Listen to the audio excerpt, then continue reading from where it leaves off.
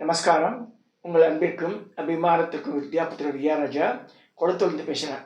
இது என்னுடைய 381வது video.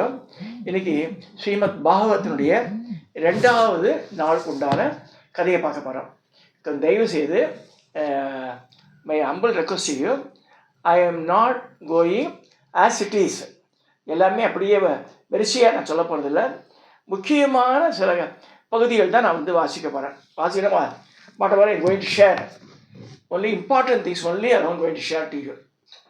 So இன்றைக்கி எதுவும் சொல்லும்போது இந்த கதை நிறைய பேருக்கு தெரிஞ்சிருக்காது. அதுக்காக தான் செய்யணும். நாரத மகரிஷி இந்த கங்கா நதி சமீபம் வரார். அங்கே மகரிஷிகள்லாம் கூடியிருக்கா. சூதர் ஒரு மகரிஷி இருக்கா. நான் கூட முன்னாடி சூத்திரர் அப்படின்னு சொல்லிட்டு ஒருத்தர் எழுதியிருந்தார். கடைசியில் பார்த்தா அவள் அப்பா ரோமகிருஷ்ணர் அம்மா ரோமகிருஷ்ணனுடைய மனைவி சத்திரிய குலத்தை சேர்ந்தவா. ரோமகிருஷ்ணன் அப்பா எல்லாம் அந்தன குலத்தை சேர்ந்தவா.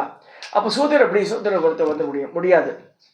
ஸோ ராங் இன்டர்பிரேஷன்ஸ் நிறையா கொடுத்துருக்கா. அதில் சூதர்னு ஏன் பேர் இருந்ததுக்கு அதுக்கு ஒருத்தர் இன்டர்பிரேஷன் கொடுத்துருந்தார். அந்த மாதிரி I also made mistake when I was sharing in WhatsApp.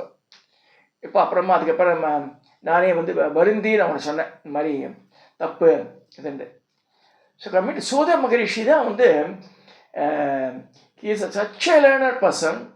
அவர் தான் நிறைய புராண கதைகள் எல்லாம் இந்த புராணத்துக்கு சூதர் மகரிஷியும் போட்டிருப்பான். ஸோ சூதர் யார்? வியாச பகவானுடைய சிஷ்யன். சூதர் வியாசரோட சிஷ்யராக நிறைய கற்றுண்டு நல்ல very good knowledge and memory. அதை நம்ம நிறைய படிக்கலாம். அதை 4 பேர் எடுத்து சொல்லணும் இல்லையா? அதில் எக்ஸ்பர்ட் சூதர் தான். பல புராணத்தை எடுத்து பார்த்துருக்கேன் நான். எடுத்து பார்த்து சூத மகரிஷி அப்படின்னு வரும், நைமிஷாரண்யம் அப்படிலாம் வரும். ஸோ இப்போ இந்த coming to this subject, Srimad பாகவத்தில் 2வது நாள் கதையில் என்ன சொன்னாங்க, இந்த சூதர் பார்க்கும்போது எல்லாரும் எழுந்திருக்கிறான். இந்த சூத மகரிஷி செல்லும்போது as I want to share. பின்னாடி வரப்போகிறதா இல்லையா தெரியாது எனக்கு. நான் முன்னாடி சொல்கிறேன் அந்த கதையை. சூத மகரிஷியுடைய அப்பா ரோமகிருஷ்ணர் பெரிய ஸ்காலர். அவர் பாருங்க, நம்ம நினச்சிட்டு கிருஷ்ண பகவானும் சரி பலராமனும் சரி ரொம்ப நேர்மையானவான்னு சொல்லும்போதும் இப்போ பலராமனும் சரி தப்பு பண்ணிடுறார். ஸ்ரீமத் மகாபாரத்தை பார்க்கும்போது வருது. அவர் தீர்த்த யாத்திரை போயிருக்கும்போது ஹி இஸ் விசிட்டிங் இந்த ஃபாரஸ்ட் அண்ட் ஆல். நதி தீர்த்தம் தான். அந்த காலத்து கோவில்லாம் கிடையாது. அதெல்லாம் ஞாபகம் வச்சுக்கணும். கோவில்கள் are very very very limited. Thousands of years back தீர்த்தங்கள் தான். தீர்த்த யாத்திரை போகிறது தான் இருக்குது அந்த காலத்தில். ஸோ அந்த நதி தீரத்தில் அங்கே போய் தங்கி தீர்த்தம் ஆடி அங்கே மரத்தடியில் இருக்க சிவலிங்க பிரதிஷ்டை ஆறு வேறு ஏதான சாலகிராம கல் செய்யப்பட்ட ஒரு பெருமாளோட திருமேனி இதுதான் தரிசிச்சுக்கா. தவிர பெரிய கோவில்களை பற்றி குறிப்பிடப்படவே இல்லை. நிறைய புராணத்தை எடுத்து பார்த்தாச்சு நான். ஸோ இந்த தீர்த்த யாத்திரை பேர் கூட என்னுடைய இந்த வியூவர்ஸ் ரொம்ப தர்மசந்தனம் பெண்மணி ரமாலக்ஷ்மன் திருப்பூரில் இருக்காவ. அவள் தீர்த்த யாத்திரை போனால் ஆத்துக்கார சொல்லி அவள் such a busy person, lawyer. அவள் immediately book the flight ticket, both went to Kumbh Mela. காசியில் போய் இருந்துட்டு அங்கே 10 கும்பமேளா போய் கோடிக்கணக்கில் வந்துருக்காங்க ஜனங்க. பயந்துருக்கு. எர்லி மார்னிங்கே காசியிலேருந்து கிளம்பி 6 மணிக்கு கிளம்பி தே ரீச் த ஸ்பாட்டு. பார்த்தா அங்கே 7, 8, 9 ஆக கூட்டம் வந்துடுமா. ரொம்ப போகும்போது கத்தால கூட்டம் இல்லாமல் சாஸ்திரிகளோட துணையோடு இது பண்ணி 2 பேரும் அந்த தம்பதிகளாக உட்காந்து கும்பமேளா ஸ்நானம் பண்ணி ஷேர் பண்ணியிருந்தேன். சந்தோஷமாக இருந்தோம். அதாவது அதுக்கு ஆவல் இருக்கணும். பணம் இருக்கலாம், நமக்கு லட்சம் பணம் இருக்கலாம். பட் இந்த இதுக்கெல்லாம் போகணுன்ற ஒரு மனசு இருக்கணும். அது பகவானுடைய ஆசீர்வாதம் இருக்கணும். இல்லைன்னா போக முடியாது. கடவுள் அவங்க கூப்பிட்டாதான் நம்ம போக முடியும். அந்த இடத்துக்கு வி ஹாவ் நல்லா லீவ் இருக்கும், எல்லாம் இருக்கும். கோவாவுக்கு போகலாமான்னு கொண்டாடி சொல்லுவோம். கட்சியில் இவங்க யாத்திரைங்க போகிறது அங்கெல்லாம் போய் அங்கே போய் பெரிய ஹோட்டலில் இருக்கும், ஏன்னா தண்ணி பாட்டி இருக்கும். இப்படி ஆகிடும். அது கட்சியில் பணம் விரயமாகும். இந்த மாதிரி போகணும்னு சொல்லி ஆசைப்பட்டு ரொம்ப சந்தோஷப்பட்டா ஆகும். திருப்பி இது வேறு இன்னொரு பிரயாக ஒன்று அலகாபாடிக்கே போனேன், திருவேடு சங்கத்துக்கே போனேன்னா Chennai second time also again they went by flight. பாருங்கள், அது அந்த வைராக்கியத்தை யூஸ் அப்ரிஷியேட்டர். ரொம்ப நான் கேட்காமையே கூட இந்த அறிவித்திர கிரகத்துக்கு மாமா நான் அனுப்புகிறேன்னா ஏன்னா எவ்வளோ எதிர்பார்க்கவே இல்லை. 50,000 ரூபா அனுப்பிச்சு வச்சேன். எதுக்கு சொல்கிறேன்னா, மனசு இருக்கணும், படம் இருக்கலாம், மனசு இல்லைன்னா அதெல்லாம் எதுவுமே நடக்காது. ஸோ அதே மாதிரி தெய்வ சந்நிதியை போய் தரிசிக்கிறதுக்கு மனசு இருக்கணும் ஒன்று, இறைவனும் துணை புரியணும் 2. இப்போ கம்மிங் டு திஸ் சப்ஜெக்டை ஏன்னு சொல்கிறேன்னா, ரோமகிருஷ்ணர் வந்து கதை சொல்லிட்டு இருக்கார், எல்லா மகரிஷியும் உட்காந்துருக்கார். அந்த நேரத்தில் பலராமர் வர தீர்த்த யாத்திரைக்கு போகிறார். இந்த படத்தெல்லாம் பார்த்து சின்ன பையனாட்டம் போட்டுருக்கான் பலராமரை. ஏன்னா மகாபாரத யுத்தம் நடக்கும்போது கிருஷ்ணருக்கு வயசு 75. Just imagine. மகாபாரத குருட்சேத்திர வாரம் நடக்கும்போது கிருஷ்ணருடைய 85. பலராமர் கிருஷ்ணரோட பெரியவர். ஒரு 86 வயசு வச்சுக்கோங்க. அவர் சின்ன பையனாட்டம் போட்டிருக்காங்க அதில், அந்த படத்தில், இஸ்கானில் போட்ட படத்தில். சரி, ஆச்சரியமா இருந்தது எப்படி படம் போட்டிருக்காங்கன்ட்டு. அவர் என்ன பண்ணுறார், எல்லாரும் எழுந்து நிற்கிறார். பலராமரை பார்த்துட்டு, துவாரகையருடைய இளவரசன் ஆச்சே இவர் இருக்கார், உக்கரசேன ராஜா இருக்கார் அங்கே துவாரகையில். கிருஷ்ணர் பலராமர் 2 பேர் பிள்ளைகள் தான். இவர் கிருஷ்ணர் வந்து துவாரகையை ஸ்தாபித்தாலும் அப்பா தான் அங்கே ரூல் பண்ணியிருந்தார்.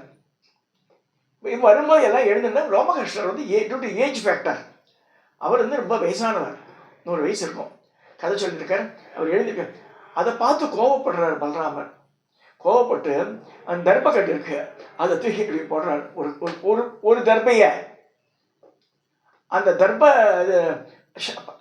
கர்ஸ் தான் அது, போய்பட்டு அவர் செத்து போயிடுறார். ரோமகிருஷ்ணர் died due to Balarama's attack through அந்த குஷம்ன்ற தர்பையினால. அப்படி எப்படி அது எப்படி இருக்காரு ஆச்சரியம். இனி வரைக்கும் எனக்கு ஒன்றராக இருக்கும் மனசில். ஸோ கம்மிங் டு திஸ், அப்பேற்பட்ட ரோமகிருஷ்ணனுடைய புதல்வன் தான் சூத மகரிஷி. அப்படி வர இந்த சூத மகரிஷி சொன்னது தான் வந்து புராணங்கள். இந்த 14 புராணங்கள் வியாசர் எழுதியிருக்கலாம், ஆனால் யார் பப்ளிசைஸ் பண்ணிது? இப்போ நம்ம கூட சொல்கிறோம், மாட்டுடைய மட்டத்துக்கு ஒரு ஆள் வேணுமே, சூதர் தான் பண்ணியிருக்கார். அந்த காலத்தில் எல்லா புராணத்தை எடுத்து வரும், சூத உவாசன்னு வரும். ஸோ அந்த மாதிரி சொல்லி இருக்கும்போது இப்போ நாரத அப்போ சூதரை எல்லாரும் கேட்குறா, மாதிரிலாம் சொல்லுங்க எப்படி பாகவதம் எப்படி வந்தது வெளியில் சொல்லுங்கன்னு. அப்பா சொல்கிறார், நிறைய வியாச பகவான் வந்துடுச்சு. சுகர், வியாசருடைய பிள்ளை சுகர் பிரம்மம் வந்து பரீட்சத்துக்கு சொன்னது. நேற்று பார்த்தாச்சு அந்த கதையை. பரீட்சத்துக்கு சொல்லும் போது அது வந்ததுன்றார்.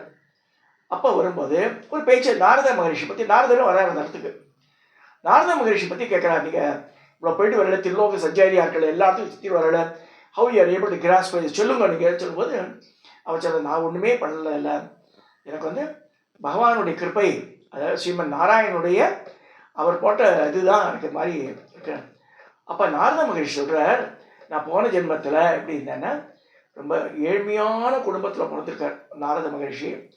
அவள் அம்மா வந்து பிராமணாத்தில் 10 பாத்திரம் தேய்ச்சிருந்தார். ஸோ அவ்வளோ ஏழை, அது சாப்பாடுக்கே கஷ்டம், அவ்வளோ கஷ்டப்பட்டுருக்காரு. ஸோ அந்த மாதிரிலாம் இருக்கும்போது it was serving many sadhus. அங்கே இருக்க பாகவத சேவனம் பண்ணிக்கலாம், அது சர்வ் பண்ணியிருக்காரு. பெரிய பிராமின் ஹவுஸு, நிறைய பேர் வருவாள், பெரிய மகா பெரியவாள்லாம். ஸோ அவளுக்கெல்லாம் சர்வ் பண்ணுறாரு. அப்போ சில பேர் யோசனை பண்ணுறா, இந்த குழந்தை வந்து ரொம்ப அவ்வளோ சப்மிசிவாக இருக்கான், எவ்வளோ பண்ணுறான் அந்த குழந்தை, அதுக்கு எதாவது பண்ணணும்னு சொல்லிட்டு அவருக்கு வந்து என்ன சொல்கிறான்னா, நல்ல இங்கே தான் மெயின் பாயிண்ட் வருது. இங்கே 2-3 இன்சிடென்ட் ஐ வாண்ட் கோட்டிட்டு. என்ன செய்யணும்னா, அவள் சாப்பிட்ட உச்சிஷ்டம் இருக்குல்ல, எச்சைன்னு சொல்லக்கூடாது. அவள் இந்த குழந்தைய வச்சுருக்கா, சார் நீ எடுத்துக்கோன்றாத. சரி அவன் சாப்பிட்றான். அந்த பாகவதா சாப்பிட்ட மிச்சத்தை சாப்பிட்டு பெரிய ஞானம் ஆகிடுது அவனுக்கு. அப்படி இருக்கும்போது அம்மாக்காரி வயசான, இஸ் ஆல்சோ கெட்டிங் ஓல்டு. ஒரு நாள் சாயந்தர வேலை, அப்போல்லாம் வந்து அறிக்கையில் எடுத்து தீர்ப்பம் தான் இருக்கும். பின்பக்கம் போயிருக்க ஒரு பாம்பு கருணாக படுத்துட்டு இருக்கு, அது மேலே காலை வச்சுடுறா அம்மாக்காரி. நாரதருடைய முன்பிறப்பு நான் சொல்கிற கதை. அப்பா அது கடிச்சிடுது உடனடியாக. அவளை செத்து போயிடுறா, அம்மாக்காரி செத்து போயிடுறா. இந்த குழந்தை அடறது என்ன செய்யுதுன்னு தெரியல, இந்த மாதிரிலாம் இருக்குது. ஸோ அந்த கிரகத்தை விட்டு அப்போ தான் கிளம்புறாரு அவர். என்னது இந்த டிட்டாச்மெண்ட் இன் லைஃப் வருது இருக்குது. ஸோ இங்கேயே இருந்தால் சாப்பிட்டுட்டு இருக்கலாம், பிரச்சனையே இல்லை. Then he travels towards north, இந்த கங்கா அதுக்கெல்லாம் போகிறார். அது மாதிரிலாம் போய் தபாஸ் பண்ணுறார். அங்கே இருக்க மகரிஷிகளெல்லாம் தொடர்பு வந்து அவளுக்கெல்லாம் சேவை செஞ்சு அவர் வந்து நாரத மகரிஷி முந்தின ஜென்மத்தில் அந்தன சிறுவனாக இருந்து அவளுக்கு சர்வ் பண்ணும்போது அவள் அனுகிரகம் பண்ணுறா.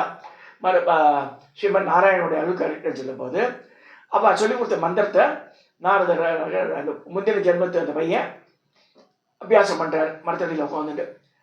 அப்போ வந்து பகவானே பார்க்குறார்.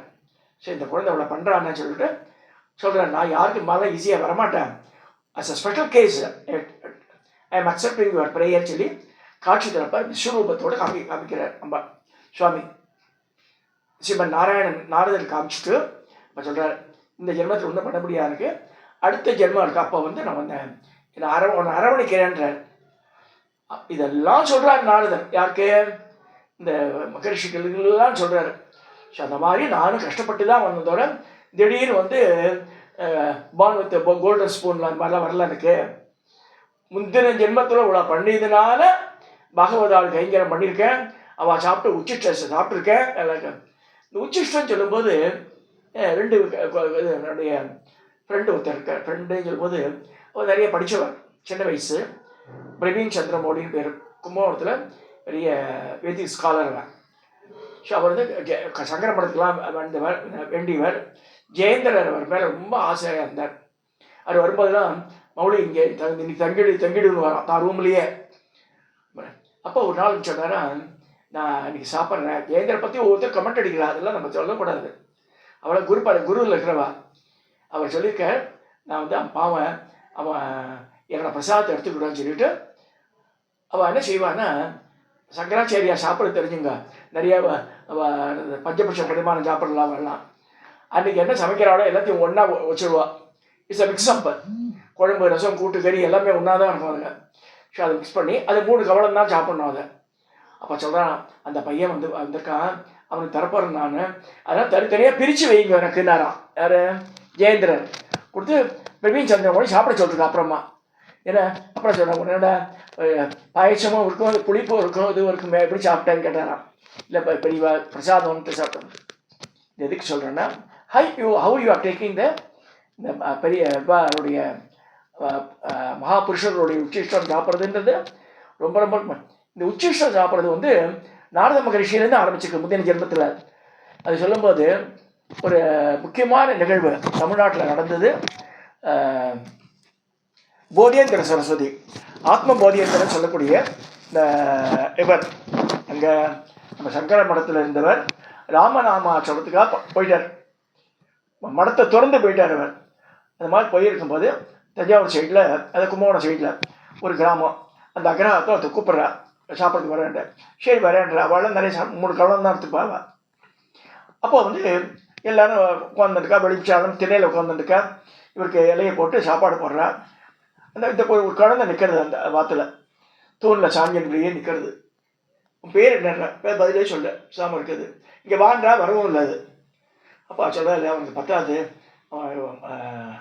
கொஞ்சம் வந்து வளர்ச்சி அடையலை அப்படின்னு சொல்லும்போது, அப்படியான்னு சொல்லி கல்ல ஜலம் வருது அவருக்கு.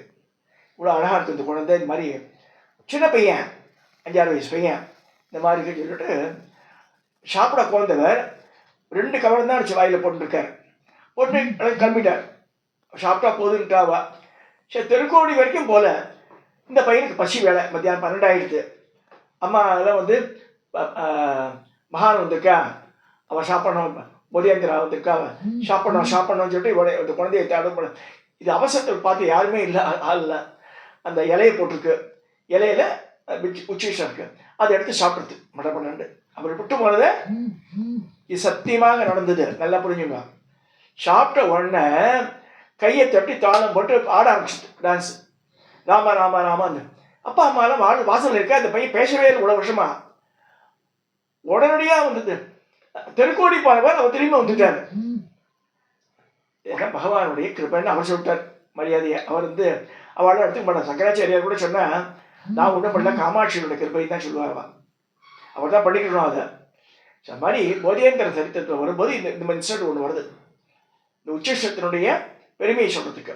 அந்த மாதிரி நாரத மகரிஷி இந்த மாதிரி அந்த உச்சிஷ்டம் சாப்பிட்டுட்டு பின்னாடி நல்ல இவருடைய மகாவிஷ்ணுடைய பிரியமான ஒரு இதுவாகி அந்த நாராயண ஸ்மரணையே சொல்லி திருலோக சஞ்சாரியாக மாறினார். கையில் வந்து அந்த வீணையை வச்சுட்டு is travel through out the world. America போயிருக்கேன், ஆஸ்திரேலியா போயிருக்கேன், கலிபோர்னியா, ஆப்பிரிக்கா, எல்லா இடத்துக்கும் போயிருக்கார் அவர். நிறைய ஃபால்ஸ் எல்லாம் இருக்கு அவர் பேரில். இது எதுக்கு சொல்ல வரேன்னா, இந்த பகவான் நாமா, பகவான் ராமாயணம் சொல்லமா கிருஷ்ணா என்ன அம்மா சரி பட் நவ் பாகவதம் சொல்லும்போது இப்பெல்லாம் கிருஷ்ணா கிருஷ்ணா பாகவத்தை எடுத்து பார்த்தா சிவனை பற்றியே நிறையா இருக்கு, பார்வதி பற்றியும் நிறையா இருக்கு. ஸோ அதெல்லாம் விட்டுட்டு கிருஷ்ணனை பற்றி தான் பேசுகிறான் யார் இந்த பாகவத உபன்யாசகரா. ஒரு இந்த வீடியோ எடுக்கிற இவரே கேட்டார் வினோத், எப்படி மாமா 7 நாள் எப்படி சத்தியமாக 7 நாள் ஆகாது 70 நாள் ஆகும்டா அது சொல்கிறதுக்கு. என்ன ஏன்னா 7 நாள் சொன்னால் அது மட்டும் தான் சொல்ல முடியும், கிருஷ்ணனை பற்றி தான் சொல்ல முடியும், வேறு எதுவும் சொல்லவே முடியாது. At least you should gods instant. இப்போ பேசும்போது ஒரே நடியாக சொல்லும்போது சொல்லணும் இல்லையா. இப்போ நான் சொன்னது ஒரு சுருக்கம் தான், பார்த்தா எலைபரேட்டாக இருக்குது, கேட்கறதுக்கு பொறுமையே இருக்காது மனுஷாவுக்கு. ஸோ நாரதர் முந்தின ஜென்மத்தில் ரொம்ப கஷ்டப்பட்டு பாகவதாருடைய உச்சிஷ்ட சாப்பிட்டுட்டு அவளோட அனுகிரகத்தினால தான் இந்த நாரதர் பிறவியே பின்னாடி வந்ததுன்னு வருது. ஸோ இந்த 2ஆம் நாள் கதையில் இந்த நாரத மகரிஷி எப்படி இது மாதிரி அந்த பிறவி எடுத்தார்ன்றதுக்கு உண்டான கதை இது ஸ்ரீமத் பாகவத்தில் சொல்லியிருக்கேன். அதை நான் ஒன்றோட ஷேர் பண்ணியிருக்கேன். இதோட இந்த பதிவை நான் நிறைவேற்றியேன்.